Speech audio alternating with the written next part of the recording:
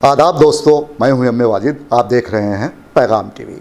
हमारे मसाइल प्रोग्राम में आज हमारे साथ बात करने के लिए मौजूद हैं शहर हैदराबाद की मुमताज़ शख्सियत और अवामी जहदकार, साथ साथ लोगों की परेशानियों में हमेशा उनके साथ रहने वाले मुमताज़ और शहर की मसरूफ़ तरीन शख्सियत शमशाद खादरी साहब। अस्सलाम वालेकुम खादरी साहब। खादरी साहब, बहुत दिन हुए आपसे मुलाकात भी नहीं हो पाई और आज हमने सोचा कि चलो खादरी साहब को बुलाएं और देखें कि उर्दू एकेडमी और वक्फ बोर्ड में क्या कुछ चल रहा है।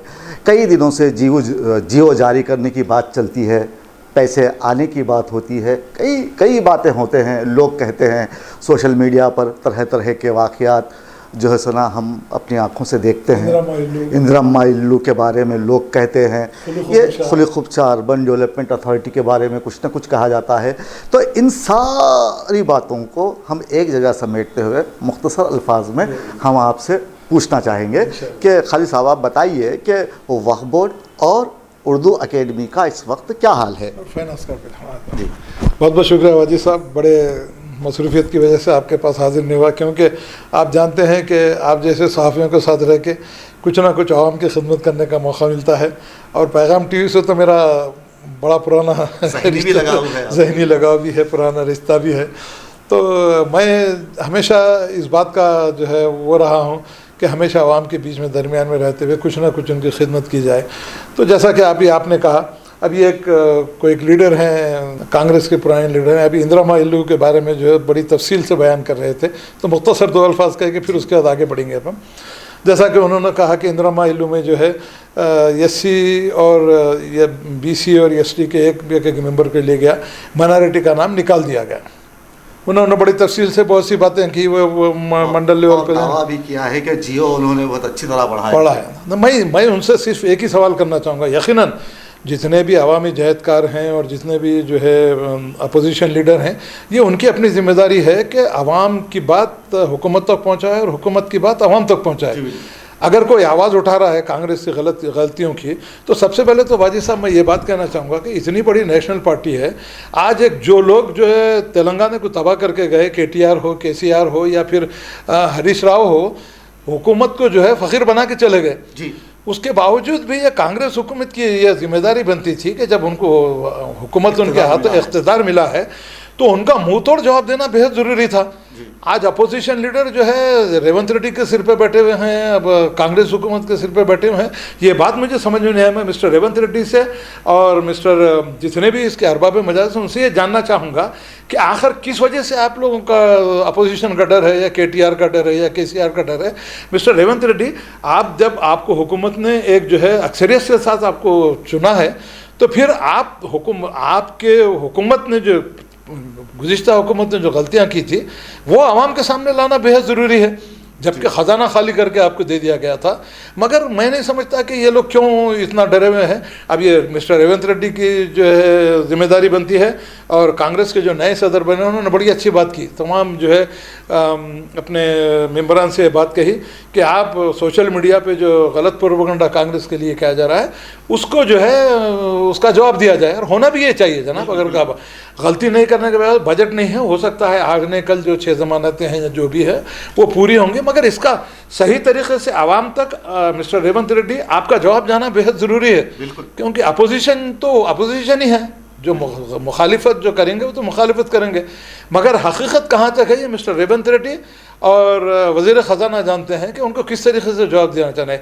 मैं मतीन साहब से भी ये बात कहना चाहूँगा कि आपने एक बात कही कि महिलावारी कमेटी बनेंगी, मंडल वारी कमेटी बनेंगी, मगर सवाल ये है कि मैं आपसे ये सवाल करना चाहूँगा कि SC ST का जब नाम निकाला गया, माइनॉरिटी का नाम उसमें से निकाला गया, आपने इसके बारे में कोई सराहत नहीं की। एहतजाज करना चाहिए इस बारे में। तो आप भी एक मुस्लिम लीडर हैं, आपको भी एहतजाज करना चाहिए। मोहम्मद अली शबीर से आप बात करना चाहिए, चीफ मिनिस्टर से बात करना चाहिए कि माइनॉरिटी लफ्ज़ क्यों निकाला गया। अब ज़ैली कम्युनिटी में लेने की बात अलग है, जियो में जो तेलंगाना के उसमें है उसमें से माइनॉरिटी का निकाल दिया गया। और एक माइनॉरिटी का मतलब देखिए वाजिद साहब, गलत ये लिया जाता है मुसलमान नहीं है, नोटिफाइड माइनॉरिटी 6 हैं जो सेंट्रल गवर्नमेंट की जानिब से, सिख हैं, ईसाई हैं, पारसी हैं, बुद्धिस्ट हैं, जैन हैं और मुसलमान हैं। तो उसमें लफ्ज़ मुस्लिम आना चाहिए। माइनॉरिटी में तो 6 लोग आते हैं, तो मैं मतीन साहब से ये बात कहना चाहूँगा कि ख़ुसूसी तौर पर जब आपने आज मैं आपका वीडियो सुना तो आप जियो में माइनॉरिटी का लफ्ज़ क्यों निकाला गया है, मुसलमानों को क्यों निकाला गया है, इसकी वजाहत करना आपको बेहद ज़रूरी है। ज़ैली कमेटी में लेंगे, हमको उससे कोई ताल्लुक़ नहीं है। तो काजी साहब, ये तो हुई बातें इंदिरा हाउसिंग की, तो अभी इसमें बहुत काम बाकी है और मुमकिन है कि ये जो स्कीम है इसकी अमलावारी में 5 साल पूरे लग जाएं और हुकूमत जो है सुना बदल भी जाए, ये कहा नहीं जा सकता। ताहम मैं यहाँ पर आपसे सवाल ये कर रहा हूँ कि इस वक्त उर्दू अकेडमी का क्या हाल है। लोग कहते हैं कि उर्दू की तरक्की में हमने नुमायाँ किरदार अदा किया, हमने किया, फ़लाँ ने किया, फ़लाँ ने किया, सब बातें ऐसी होते रहती हैं। लेकिन दरअसल उर्दू अकेडमी में जो बातें चल रही हैं, पैसा आ रहा है, 3 लाख मुशाहिरा उनको जा रहा है, लेकिन कुछ काम नहीं हो रहा। आपने तो आज इन दफातर का दौरा किया, ताहिर हमदान साहब से आपने मुलाकात की, तो आपको क्या लगा कि उनसे बात करने के बाद कि उर्दू अकेडमी की हालत कैसी है? वाजिद साहब, बड़ा अच्छा सवाल आपने किया, क्योंकि आप जानते हैं कि मैं अपना शब रोज़ जो है आवाम की खिदमत में के लिए और ख़ुसूसी तौर पर सहाफ़ियों के लिए मेरे दिल में ज़्यादा दर्द है, क्योंकि आज जो सहाफ़त का हाल हो गया है, ख़ुसूसी तौर पर उर्दू सहाफ़त का जो हाल आज बना के रख दिया गया है। हमारे नाम नहाद लीडर जो भी हैं या जितने भी मुसलमान लीडर कांग्रेस में हैं, उनकी नज़र ये इन डिपार्टमेंट की तरफ क्यों नहीं जाती, क्यों लोग आगे बढ़ के काम करने की कोशिश नहीं करते। आज ही मैं जनाब ताहिर हमदान साहब से जब मेरी मुलाकात हुई तो उन्होंने कहा कि वायनाड का इलेक्शन की वजह से जो है चीफ मिनिस्टर और वज़ीर फाइनेंस वहाँ गए हुए थे, आज ही आए वो लोग। मैं समझता हूँ कि 3 बजे के करीब फाइनेंस मिनिस्टर से उनसे मिलने वाले हैं। तो मैं उनसे ये सवाल किया कि जनाब अली, आप जियो तो इशू कर दिया, कागज़ी अंदाज में तो लोगों का दिल बहलाया जा रहा है, इसमें तो कोई बात नहीं है, मगर कागज़ पे आने के बजाय जब तक आपका बजट अलर्ट नहीं होगा फिर लोग जो है उसी बेचैनी में रहेंगे। फिर उर्दू की तरक्की कहाँ से होगी? उर्दू को जो है आसमान पे पहुंचाने की जो बात कर रहे हैं नाम नहाद लीडर, कल तक जो है TRS में थे, फिर आज कांग्रेस में आके सीनियर लीडर, उर्दू के मुहिब उर्दू की तरक्की के लिए काम करने वाले, एक काम भी सिर्फ शोबतेबाजी करते हैं। तो ताहिर हमदान साहब ने से जब मेरी बात हुई तो आज तक खैर उन्होंने 3 लाख ले रहे हैं या 2 लाख ले रहे हैं, कुछ भी ले रहे हैं, क्योंकि गवर्नमेंट का बड़े बड़े अहदों पे ये तो उर्दू अकेडमी का मामला है। आज बड़े बड़े IAS ऑफिसर्स और बड़े बड़े जो जितने भी अहदेदार सेक्रेटरीट में काम कर रहे हैं उससे ज़्यादा मुशाहरा ले रहे हैं, फिर भी कोई काम नहीं हो रहा है, तो ये तो चेयरमैन से इनका जो हक़ है उनको मिलना चाहिए। हम उसके ऊपर ऑब्जेक्शन इस वजह से नहीं करेंगे कि उन्होंने लिया नहीं लिया, 3 लाख है, 2 लाख है, 1 लाख है, क्या है। मगर मैं ख़ास तौर से एक बात मिस्टर रेवंत रेड्डी से बात करना चाहूँगा। तफसीर इकबाल साहब ने, मैं समझता हूँ कि 1 महीने पहले एक जियो शुरू किया, 408 करोड़ रुपए का कुछ बजट जो है पहली किस्त उर्दू अकेडमी को दी।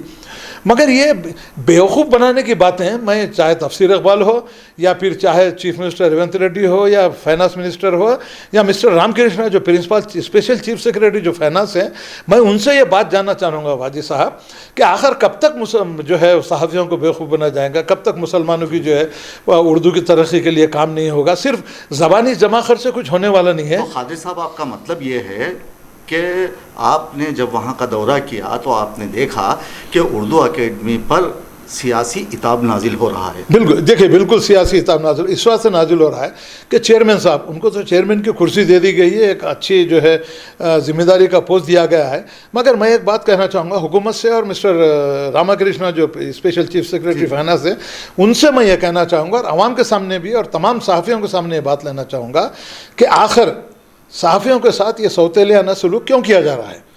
अब हो यह रहा है वाजिद साहब के जियो इशू हो गया, तो यकीनन अब जितने भी सहाफ़ी हैं, आप हो या मैं हो या और कोई भी हो, उनको ये नज़र आता है कि भाई जियो इशू हो गया, अब तक पैसा नहीं आया। साल में बड़ी मुश्किल से 10 से 15 हज़ार वो भी फ़कीरों की तरह देने की तरह देते हैं। हमने तो एक मुहिम चलाई थी कि हर महीना जो है 5,000 रुपये देने की बात कही थी, मगर वो भी नहीं दे रहे हैं। तो मैं चीफ मिनिस्टर तेलंगाना और मिस्टर फाइनेंस मिनिस्टर से ये बात कहना चाहूँगा कि फौरी तौर पर मिस्टर रामकृष्णा को अहकामात जारी किए जाएं।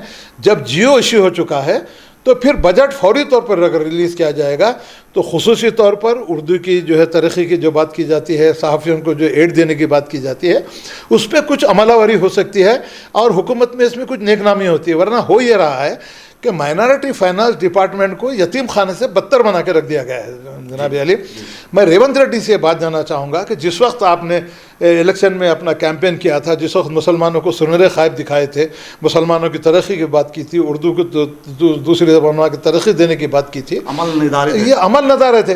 तो इस तरीके से मिस्टर रेवंत रेड्डी, मैं आपसे ये बात कहना चाहूँगा कि इस तरीके से मुसलमानों को, माइनॉरिटीज़ को और सहाफ़ियों को बेवकूफ़ बनाना बंद कर दीजिए। इस तरह की हुकूमत कामयाब नहीं हो पाती, कामयाब नहीं होता है। और यकीन रखिए, जिस तरीके से साबिक़ा हुकूमत ने, चंद्रशेखर राव ने जिस तरीके से तेलंगाना को तबाह बर्बाद करके चले गया, आपका हशर मैं समझता हूँ कि उससे बुरा होने वाला है। तो अब भी आप समझ जाइए। और ख़ुसूसी तौर पर मिस्टर मोहम्मद अली शब्बीर सिर्फ कुर्सी संभाल के बैठे हैं, कुर्सी से चिपक के बैठे हैं। शाहनवाज कासिम जो चीफ मिनिस्टर के सलाहकार हैं, आप हमारे तफसीर इकबाल साहब जो IPS हैं, इन सबको ये जाना चाहिए कि आपका ताल्लुक़ जो है हुकूमत चलाने से है।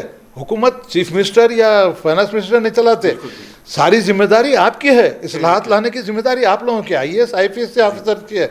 तो मैं खुसूसी तौर पर चीफ मिनिस्टर मिस्टर तफसीर इकबाल, मोहम्मद अली शब्बीर और शाहनवाज कासिम से इस बात की तरफ मैं पुरजोर मुतालबा करूँगा और रेवंत रेड्डी से बात करना चाहूँगा कि वादों पर हुकूमत चलने वाली नहीं है, बेवकूफ़ बनाने से हुकूमत चलने वाली नहीं है। जिस तरीके से KCR ने आवाम को बेवकूफ़ बनाया, आज एक कोने में बैठ के जो है गोशा नशीन हो गया, कस्मपुरसी की ज़िंदगी गुजार रहे हैं। और जो लोग गलतियां करके गए हैं, चीफ मिनिस्टर से बात करना चाहूँगा कि हैड्रा का जो मामला है, चाहे KTR का बंगला हो, चाहे KTR का फार्म हाउस हो या हरीश राव का फार्म हाउस हो, किसके भी हो, हैड्रा का जब गरीबों के साथ अब इस तरीके का सलूक हो सकता है, सही भी होगा, उस वक्त गलत होगा, हम उससे दखल लेते हैं। मगर इन तमाम की पुरानी गलतियों को ला के आवाम के साथ लाने की जिम्मेदारी मिस्टर रेवंत रेड्डी आपकी है। वो लोग सोशल मीडिया पे आपकी हुकूमत को बदनाम कर रहे हैं और आप लोग खामोश हैं, ये अजीब किस्म की बात है। काजी साहब, यहाँ बात हो रही है उर्दू अकेडमी की, तो आपने जो तफसीलात बताई उर्दू अकेडमी की, उसके बाद हमें पता चला कि उर्दू अकेडमी की हालत खस्ता है। चलिए ठीक है। अब रही बात, जो हुकूमत, कांग्रेस की जो हुकूमत है, वो हुकूमत बुनियादी बातों को भूल चुकी है। अवाम की बुनियादी सहूलतों और बुनियादी ज़रूरियात को पसे पुश्त डालते हुए हुकूमत हाइड्रा को सामने लाई है। यह हाइड्रा को इतनी जल्दी सामने लाने की कोई ज़रूरत ही नहीं थी, तो बहरहाल उसे लाया गया। लेकिन हमारी नज़र में ये इसका मकसद कोई ख़ास नहीं है जो जिससे गरीबों की कोई इमदाद हो सके, गरीबों की बाज़ाबातकारी हो सके, ऐसा कुछ है नहीं। तो हम इस बारे में बात नहीं करेंगे, अलबत्ता हम बात करेंगे वक्फ बोर्ड की। आप आज गए थे वक्फ बोर्ड फाइनेंस कॉरपोरेशन में, आपने क्या देखा? और फिर हम बात करेंगे खुली खुदकुशा अर्बन डेवलपमेंट अथॉरिटी की। वहाँ पर लोगों को तनख्वाहें नहीं दी जा रही हैं, ये एक अवामी मसला है। तो इसको हम कैसे हल करें और कैसे लोगों को ये हिदायत दें कि आप इस तरह रुजू होने की कोशिश कीजिएगा? देखिए सबसे पहले वाजिद साहब, हाइड्रा की जो बात है, तो दो ही एक मुख्तसर नज़र बात करना है। हाइड्रा आपने शुरू किया, जब पुकारा बोम ये है कि हमारे पास बजट नहीं है, साबिक़ा हुकूमत ने जो है हुकूमत को कंगाल बना के छोड़ दिया है। तो फिर फिलवक्त मिस्टर रेवंत रेड्डी को या उनके जो भी सलाहकार हैं, उनको ये बात सोचने की ज़रूरत थी कि जो आपने मैनिफेस्टो में अवामी वादे किए थे, उनको पूरा करने के बाद आप आगे बढ़ सकते थे। हमको हाइड्रा से हमको कोई शिकायत नहीं है, अगर वो गैर कानूनी है तो आप कीजिए। जब आपका मकसद ये है कि आपके पास बजट ही नहीं है, तो फिर हज़ारों करोड़ का खर्चा करते हैं मूसा नदी को खूबसूरत बना की बात कहाँ से आ रही है? मैं चाह रहा हूँ अवाम के पेट की भूख को ख़त्म कीजिए आप, उसके बाद मूसा नदी को खूबसूरत बनाने की बात नहीं। बिल्कुल, मैं ये देखिए, जो वादे आपने किए थे, गरीब से जो गरीब होता जा रहा है, अमीर जो अमीर से अमीर होता जा रहा है, पहले सबसे पहले मिस्टर रेवंत रेड्डी, आपकी अपनी जिम्मेदारी बनती है कि जो आवाम से जो आपने वादे किए थे, गैस सिलेंडर का मामला हो, इलेक्ट्रिसिटी का मामला हो, या जितने भी 6 ज़मानतों का जो बात आपने कही थी, इन तमाम को पूरा करने की तरफ आपकी तवज्जो होना बेहद ज़रूरी है। क्योंकि आवाम ने इस उम्मीद के साथ आपको इख्तियार सौंपा कि गरीब जो गुज़िश्ता हुकूमत ने जो गरीबों को बेवकूफ़ बनाया, जो गरीब से गरीब तक कर दिया, एक एक रोटी के लिए जो उनको तरसाया आपके चंद्रशेखर राव ने, उनके बेटे KTR ने, हरीश राव भी जो है फाइनेंस मिनिस्टर थे, यानी हर किसी को तबाह बर्बाद करके चले गए। तो रेवंत रेड्डी, आपकी तरफ आवाम की जो है नज़रें इसलिए थी कि आपने ये वादे किए थे कि जो भी हालात गरीब लोग हैं उनके हालात को दुरुस्त करेंगे, उनके जो है उनके वेलफेयर के लिए काम करेंगे। तो मिस्टर रेवंत रेड्डी, आपकी ये बात करती है कि जिस तरीके से सीनियर सहाफ़ी ने बात कही, पहले आपको अवामी मसाइल को हल करने की इस वक्त ज़रूरत है, ना कि मूसा नदी को खूबसूरत कीजिए। मूसा नदी को खूबसूरत, हमको कोई ऑब्जेक्शन नहीं है, मगर ये दूसरी चीज़ है, सेकेंडरी थिंग है ये, नॉट नाउ। अब आपकी ये जिम्मेदारी बनती है कि आपने जो वादे किए थे, 6 समानतों के बातें हो या उर्दू अकेडमी हो या माइनॉरिटी फाइनेंस कॉर्पोरेशन का मामला हो, इन तमाम माइनॉरिटी वेलफेयर डिपार्टमेंट को खातिर ख्वाह बजट देते हुए आपने 4 करोड़ का वादा किया, 3,300 करोड़ रुपये जो है आप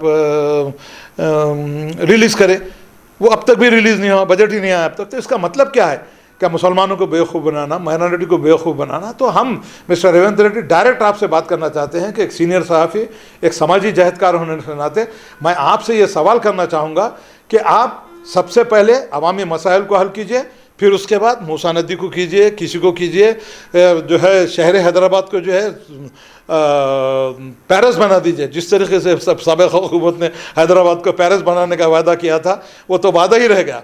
तो मिस्टर रेवंत रेड्डी, अब भी समझ जाइए, जिन लोगों ने आपको इख्तियार सौंपा है, जिन लोगों ने आपको तख्त पे बिठाया है, आपको तख्त पे भी ला सकते हैं वाजी साहब, ऐसी बात नहीं है। अवाम में शऊर बेदारी आ चुकी है, को उलटने के लिए देर नहीं लगेंगे। तो बहरकफ हमारी आपसे ये गुजारिश है कि फौरी तौर पर इस जानिब तवज्जो देते हुए माइनॉरिटी फाइनेंस कॉर्पोरेशन के डिपार्टमेंट को 3,300 करोड़ को बढ़ाते हुए 4,000 करोड़ आप करेंगे, और उसका एक एक पैसा खर्च करते हुए आप एक मुसलमान दोस्त होने की आप जो है मिसाल देंगे। और एक ख़ास बात, खुली खुतब शाह अर्बन डेवलपमेंट अथॉरिटी का क़याम अमल में आया, इसका मकसद ये था वाजी साहब कि हैदराबाद शहर को खूबसूरत बनाया जाए, हैदराबाद शहर के जो है छोटी मोटी गलियों में हर तरीके की सहूलत वहाँ पहुँचाई जाए। इतना बड़ा महकमा होने के बाद आज खुली खुतब शाह अर्बन डेवलपमेंट अथॉरिटी का हाल जो है इतना बद से बदतर हो चुका है, इतनी बदनूनियाँ फैल चुके हैं। वहाँ का सुपरिटेंडेंट अंजाय हो या वहाँ का PAO जो है वंशी कृष्णा हो या AO हो, आज 2 महीने से गरीब मुलाजिमीन तनख्वाहों के लिए तरस रहे हैं साहब। दशहरा जैसा बड़ा फेस्टिवल चले गया, जो हिंदू भाई हमारे जो हैं तनख्वाहों के लिए तड़प गए, गरीब मुलाजिमीन को जो है इस जानिब तवज्जो। हमने 12 परसों एडमिनिस्ट्रेटर से भी हमने मुलाकात की। अब जो नए एडमिनिस्ट्रेटर आए, जो GSMC के जो चेयरमैन हैं, उनसे भी अभी हमसे मुलाकात की, उससे पहले अमर मर्दी से भी मुलाकात की। मगर वहाँ का जो माहौल है, ऑफिस का जो माहौल है, ये लोग कंप्लीट करप्ट प्रैक्टिसेस में इन्वॉल्व हैं। खुली खुतब शाह अर्बन स्टेडियम का मामला हो या फिर ऑफिस का मामला हो या किसी किस्म का भी मामला हो, हर चीज़ में बगैर पैसा दिए कि कोई काम वहाँ होने वाला नहीं। गरीब मुलाजिमीन जो नित नए तरीके से परेशान किया जा रहा है। और खुसूसी तौर पे एक बात कहना चाहूँगा हमारे वाजी साहब, हमने एक डिटेल मेमोरेंडम एडमिनिस्ट्रेटर को भी दिया और कमिश्नर बल्दिया को भी दिया कि उनसे जाके हमने ये बात कही कि साहब आप बदगुमानी इतनी फैल चुकी है कि ऑफिशियल जो रास का रिकॉर्ड होता है, अपने मर्ज़ी के लोगों को ऑफिशियल रिकॉर्ड उनको जो है स्कैन करके उनको कोर्ट को भिजा के वापस उनको जो है नौकरी पे लिया गया। इतनी बदगुमानियाँ, इतनी गैर कानूनी हरकत होने के बावजूद भी आज तक हुकूमत ने इनके ऊपर कोई जो है फ़ैसला नहीं लिया। मुलाजिमीन की तनख्वाह, गरीब मुलाजिमीन जो है कैसा होगा? अब दीपावली करीब आ गई है, फिर दीपावली के करीब भी अब जो है शायद तनख्वाह नहीं मिलने वाली है। तो mister chief minister Revanth Reddy से और कमिश्नर जो एडमिनिस्ट्रेटर भी हैं, उनसे हमने उनको रिप्रेजेंटेशन किया था। 2-3 दिन में उन्होंने हल करने का जो बात किया है। और सेक्रेटरी का पोस्ट भी खाली है, फौरी तौर पर सेक्रेटरी का पोस्ट जो है अपॉइंटमेंट करते हुए इस बात का आपको जो सबूत देना है कि खुली खुतब जो अर्बन डेवलपमेंट अथॉरिटी में जो चल रही हैं बदवानियाँ, उनके खिलाफ एक सख्त जो है इंक्वायरी कमीशन बिठाते हुए कानूनी कार्य करते हुए वहाँ के खाती अहदेदारों को सख्त से सख्त सज़ा देनी चाहिए। और एक यूनियन का मतलब होता है, कोई भी यूनियन हो, यूनियन का मतलब होता है मुलाजिमीन की फलाह व बहबूद के लिए काम करना, ना कि जो है ऑफिसरों की सपोर्ट करना जो करप्ट प्रैक्टिस में इन्वॉल्व हैं। हम ये चाहते हैं कि तमाम यूनियनों से हमारी गुजारिश है कि अपने एम्प्लॉयज़ की फलाह बहबूद के काम कीजिए। जो वहाँ करप्ट ऑफिसर हैं उनकी सपोर्ट करने की बेहद कोई किसी किस्म की कोई ज़रूरत नहीं है। जी बिल्कुल। खाजी साहब, आपने देखा होगा कि इससे जब KCR की हुकूमत थी, उससे पहले कांग्रेस की हुकूमत पाई जाती थी, तो राजशेखर रेड्डी उसके तेलंगाना और आंध्र प्रदेश के मुश्तरका तौर पर चीफ मिनिस्टर थे।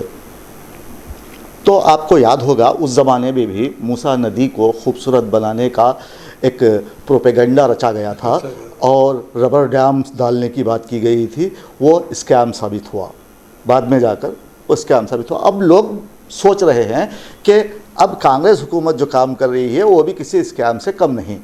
तो ये सब चीज़ें अपनी जगह हैं, लेकिन उर्दू एकेडमी और वक्फ बोर्ड के लिए फाइनेंस कॉर्पोरेशन की जानिब से फंड्स का ना देना, हज कमेटी के लिए फंड्स का जारी ना करना, कागज़ी दावे करना, ये कहाँ तक दुरुस्त है और ऐसे मामलात में हमें क्या करना चाहिए और उन ऑफिसर्स को क्या करना चाहिए जो बरसर रोज़गार हैं और इस तरफ उनका ध्यान हमेशा जारी रहता है, हमेशा वो इसे अपनी आँखों से देखते हैं और इन कमियों को पूरा करने की काविशों में मसरूफ़ रहते हैं, उनके लिए कुछ हिदायत दीजिए आप। इतना सुलगता हुआ सवाल है वाजिद साहब आपका। माइनॉरिटी फाइनेंस कॉरपोरेशन से जिस तरीके से ऑफिसर सौतेलाना सलूक कर रहे हैं, ये खुले तौर पर ये बात आपको हमको वाज़ेह हो गई है कि जिन लोगों ने माइनॉरिटीज़ ने हो, उसमें सिख हो, ईसाई हो, क्रिश्चियन हो, बुद्धिस्ट हो, जिनों भी हो, उससे हटके भी आवाम ने जो आपके ऊपर भरोसा करके आपको जो इख्तियार सौंपा है, मिस्टर रेवंत रेड्डी, आपको इस बारे में सोचना बेहद ज़रूरी है। क्या आप ही के महकमे में कुछ ऐसी जहनीत के लोग पैदा हो गए हैं जो सिर्फ़ और सिर्फ मुसलमानों और ख़ास तौर से माइनॉरिटी को परेशान करने की जो कोशिश करते हैं, और जिस तरीके से माइनॉरिटी फाइनेंस महकमे का जो क़याम अमल में लाया था, मुसलमानों की, माइनॉरिटीज़ की फलाह बहबूद के लिए लाया गया था, तो फिर मैं मिस्टर रेवंत रेड्डी से ये सवाल करना चाहूँगा, मिस्टर मोहम्मद अली शब्बीर से ये सवाल करना चाहूँगा, रामकृष्णा से ये सवाल करना चाहूँगा कि फिर तमाम डिपार्टमेंट्स को आप जो है बजट जो है जारी करते हैं, उसके सिर्फ माइनॉरिटी वेलफेयर डिपार्टमेंट का बजट जारी न करना, इससे खुली तौर पर एक जो मुझे ऐसा महसूस होता है कि मुस्लिम दुश्मनी का जो खुला इज़हार जो किया जा रहा है आपके महकमे में, ऐसे अगर मुस्लिम दुश्मन नासिर अगर कोई हैं, मिस्टर रेवंत रेड्डी इस जानिब तवज्जो दीजिए। एक समाजी दहशतकार होने के नाते, जमहूरी मुल्क में रहने के नाते शमशाद खादरी को इस बात का हक़ पहुँचता है कि कॉन्स्टिट्यूशन के हिसाब से जिस तरीके से बाबा साहब अम्बेडकर ने कॉन्स्टिट्यूशन बनाया था, तमाम अक़वाम को मसावी हुकूक़ दिए गए थे। तो ये मैं उस हुक्म के साथ आपसे बात जानना चाहूँगा कि क्यों माइनॉरिटी वेलफेयर डिपार्टमेंट की जानिब से आप जो है सौते वाला सलूक किया जा रहा है, वो आपके ऑफिसर जो इसमें इन्वॉल्व है, आपने आज से 2 महीने पहले एक अहकामात जारी किए थे, मिस्टर मोहम्मद अली शब्बीर से कहा था कि एक जायज़ा इजलास लेते हुए फौरी तौर पर जो महकमे में जो गैर कारकर्द ऑफिसर्स हैं उनको फौरी तौर पर निकालते हुए अच्छे ऑफिसर्स को वहाँ अपॉइंट करते हुए महकमा की कारकर्दगी को अच्छी तरीके से बनाया जाए। तो मैं मिस्टर रेवंत रेड्डी आपसे ये पूछना चाहूँगा कि ये भी क्या आपकी शोबेबाजी थी या सिर्फ मुसलमानों को बेवकूफ़ बनाने की आपने बात कही थी? मैं मिस्टर मोहम्मद अली शब्बीर से कहना चाहूँगा कि जबकि चीफ मिनिस्टर आपको अहकामात जारी करने के बावजूद भी आप अपनी कुर्सी से चिपके बैठे हैं, क्या वजह है? इसकी जवाब देना तो मिस्टर मोहम्मद अली शब्बीर को भी है। तो खुसूसी तौर पे बात करना चाहूँगा, और जितने भी मुस्लिम लीडर हैं या जितने भी सेकुलर हिंदू भाई लीडर हैं, अभी उनकी अपनी जिम्मेदारी बनती है कि एक सेकुलर मुल्क में, सेकुलर हुकूमत में आगे बढ़ते हुए अवामी एहतजाज, पुरअमन तौर पर एहतजाज करते हुए ऐसा फ़िरक़ा परस्त अनासर जो मुसलमानों को जो है निस नए तरीके से परेशान करने की कोशिश कर रहे हैं, ये बात चीफ मिनिस्टर की नॉलेज तक लाना बेहद ज़रूरी है, ताकि ऐसे ऑफिसर जो माइनॉरिटी डिपार्टमेंट को बजट जारी नहीं करते हैं उनको सख्त से सख्त सज़ा देते हुए आप एक मुस्लिम दोस्त होने का सबूत आपको देना बहुत ज़रूरी है। वरना मिस्टर रेवंत रेड्डी, मैं आपसे एक बात कहना चाहूँगा कि मुसलमान हो या दूसरे गरीब तबक़ात हो, अब आपकी सवाबदीद पे रहने की इस वास्ते भी ज़रूरत नहीं है कि सिर्फ जितनी भी हुकूमतें अब तक गुजरी हैं सब वादे करते चले गए, मुसलमान गरीब से गरीब होते गया, गरीब गरीब से गरीब होते गया, आवाम गरीब से गरीब होती गई, पैसे वाले आगे बढ़ते गए, और ये जो है पॉलिटिकल तौर पे जो बेवकूफ़ बनाया जाता था और बेवकूफ़ बनाता गया। मैं रेवंत रेड्डी आपसे ये बात कहना चाहूँगा, या तो फिर आप मेरा एक मशवरा कबूल कीजिए कि माइनॉरिटी वेलफेयर डिपार्टमेंट को ख़त्म कर दिया जाए। इतने चेयरमैन को रख के, इतने ऑफिस का स्टाफ रख के क्या फ़ायदा हो रहा है आपके?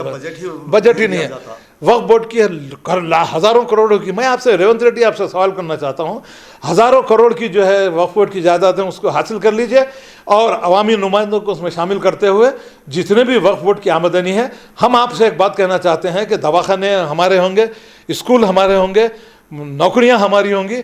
चाहते हैं आप तो हम आपको हमारी वक्फ बोर्ड की जो जायदाद से हम आपकी मदद करने के वास्ते भी तैयार हैं। बैठकर मिस्टर रेवंत रेड्डी अब भी समझ जाइए, वक्त का तकाजा है, जो आपने वादे किए हैं उनको वादों को पूरा करेंगे। वाजिद साहब, आपने ऐसे ऐसे सवालत किए हैं और ख़ुसूसी तौर पर अवामी जो लीडर हैं, मैं उनसे एक बात ख़ास तौर से करना चाहूँगा, नशिस्तन गुफ्तन बरखास्तन नहीं, अब एक ऐसा जामे प्रोग्राम बनाते हुए तमाम अवामी लीडर हों, बड़े बड़े लीडर हैं हमारे पास, पॉलिटिकल नॉन पॉलिटिकल लीडर हैं, मुस्लिम लीडरों की, सिख ईसाई सब मिलजुलते हुए एक मुश्तरका प्रोग्राम बनाते हुए हुकूमत को इस जानिब झुकाना बेहद ज़रूरी है, ताकि जो आवाम परेशान हाल ज़िंदगी गुजार रहे हैं उनकी आवाम की ज़िंदगी को, उनकी ज़िंदगी में भलाई, बाज़ाबतकारी में मदद हो। यकीनन आप मूसे नदी का प्रोजेक्ट को एक बाजू रख दीजिए, इस वक्त हमारा आपसे मशवरा है, अवामी मसाइल को अगर आप हल करेंगे तो यकीनन आपकी हुकूमत आगे चलने वाली है, वरना आप नविश्त दीवार पढ़ लीजिए, जो हाल KCR का हुआ था वो हाल मिस्टर रेवंत रेड्डी आपका भी होने वाला है। जी बिल्कुल। काजी साहब, आपने हमसे बात की और बहुत अच्छे अंदाज से समझाया कि किस तरह हुकूमत की मुजरिमाना गफलत से मुसलमानों का नुकसान हो रहा है या फिर अक़लियतों का नुकसान हो रहा है। ये बड़ी मायूब सी बात है। हर हुकूमत, जो भी हुकूमत आई है, वो उन हुकूमतों ने मुसलमानों के साथ नाइंसाफ़ी ही की है और अक़लियतों के साथ मानदाना रवैया इख्तियार करते हुए बजट तो नाम का पास किया जाता है, लेकिन पैसे आते नहीं हैं, इस्तेमाल भी सही नहीं होता और आखिर में जब आ जाता है तो वो वापस चला जाता है। ऐसी हालत हमारी कर दी गई है। तो ऐसे में आपने कहा कि खुली Qutub Shah urban development authority जो कि खेल के मैदान भी सजाता है, तो इनके मुलाजिमीन को तनख्वाहें नहीं मिली। तो मैं वज़ीर आला रेवंत रेड्डी से ये कहना चाहूँगा कि आप इस तरफ ध्यान दीजिए, अक़लियतों की फलाह व बहबूद के लिए आप आगे आइए, ताकि आपकी हुकूमत और भी मुस्तहकम हो और आने वाले 5 साल फिर आपकी झोली में आ जाएं। वरना किसी भी तरह अगर मुसलमानों के आंसू या अक़लियतों के आंसू या फिर गरीबों के आंसू जब बहेंगे तो हुकूमतों का इन आंसुओं में बह जाना लाजमी सी बात है। तो खैर साहब, आपने हमसे बात की, बहुत बहुत शुक्रिया। फिर आपसे मुलाकात होगी बहुत जल्द। दोस्तों, आप देख रहे थे हमारे मसाइल। हमें दीजिए इजाज़त। आदाब, शब बख़ैर।